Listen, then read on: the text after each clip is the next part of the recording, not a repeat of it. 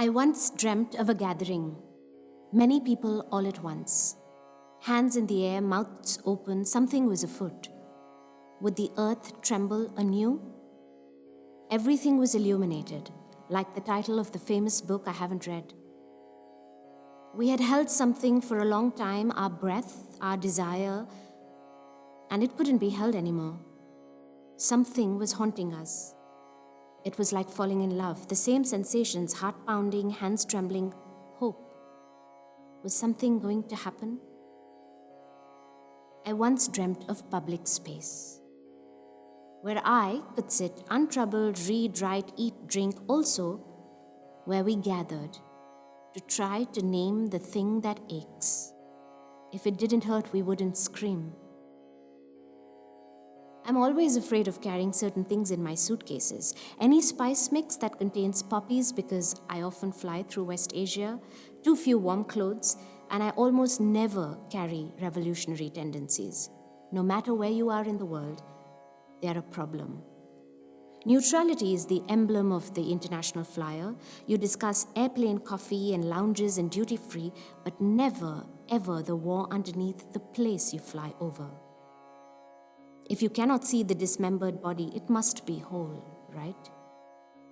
If you cannot see the ruin, it must be beautiful, right? You write applications for how good you are at what you do. You say it with the right tone, the right tinge of desperation, the optimum lilt of confidence. I'm only as good as where I begin the race.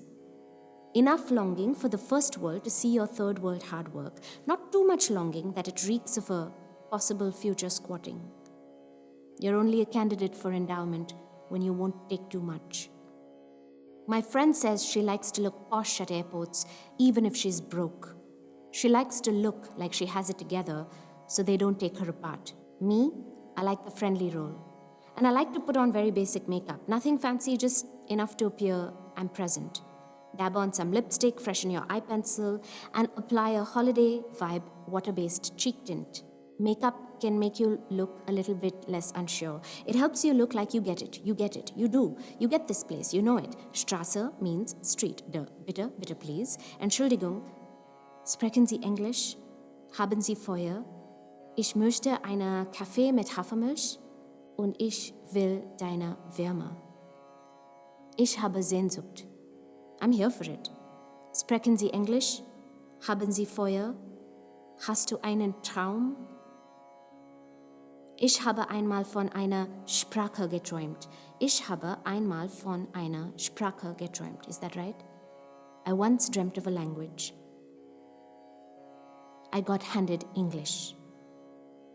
English is a place where I'm from. I'm a first-class citizen of the ghost of a handed-down language.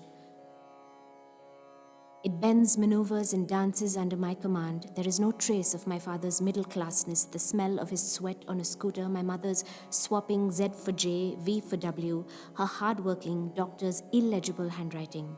No imposter syndrome, no alienship, no flinching, no shame, until a person who speaks it better, English better, who'll deem your poetry basic, who'll have some imperceptible twitches at your accent, who will never, ever say, but will always feel that yours is the English of the colored world, a second-hand inheritance. And you'll think, how is it an inheritance when it was an imposition? But you'll also defend the same inheritance by flattening the edges of your accent, suddenly spouting anglicized words and localisms you've never said before. But in return, this person speaking English, the one with the real English, will say to you, so it's not your first language, it's more your colonial baggage. I mean, hangover, I mean, scar, I mean, es tut mir leid, a longish word for sorry perched on my lips ready for flight. Es tut mir leid, I say sorry with my arms open wide. Es tut mir leid, I'm brown, but at home, I'm white. What's a nice cream-based blush to cover the embarrassment, the terror, the sheer denial of everything in the land of snakes and elephants and fash? What's a good waterproof mascara for when you softly cry on the bus? A man on the bus reprimands you for putting your feet near the seat, right here in this city. He screams at you in German, Es tut mir leid, couldn't find your lips when you needed it. You said, a hurried sorry and looked away. What's the ideal color of lip stain for a melancholia you feel in the summer in anticipation of the winter? What's a reliable concealer for dark, droopy eyes, a function of the heartbreak you feel about a country you grew up in but don't recognize anymore? Tell me, sag mir.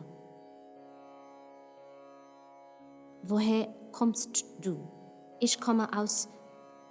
Ich bin von hier. I am from here. I am from the moment in which I am seen and sometimes not seen. I am from the moment between the opening of my mouth and uttering a sound.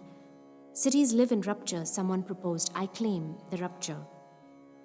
I am the rupture, I claimed. I claim the rupture, I hold it close, I claim the fragment, I claim the breaking, the broken, the partially fixed. I claim the liminal, the in-between, what's between the snake and the elephant and the I claim what's between the skin and makeup, what's between the race and the running. I claim the loss that is transitory. I claim the joys that are sadnesses and the sadnesses that are angers and the angers that are eventually griefs. I claim grief and the not grief that must enter periodically so I can also claim breath. I once dreamt of a sunset, so I claim the pina colada. I claim what is left of freedom and I dream of luminosity.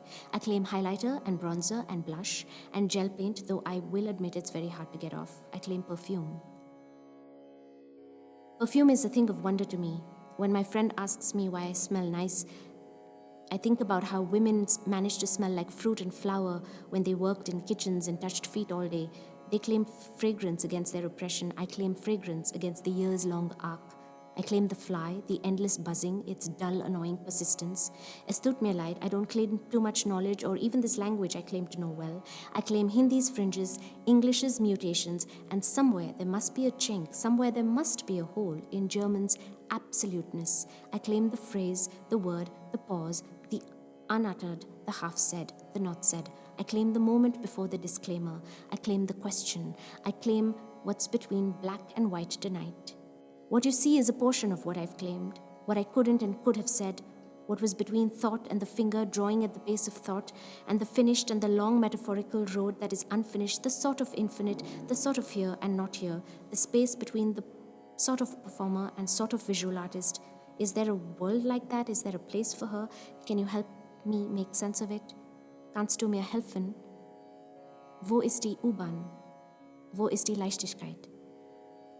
Point me not to the light, but to the lightness.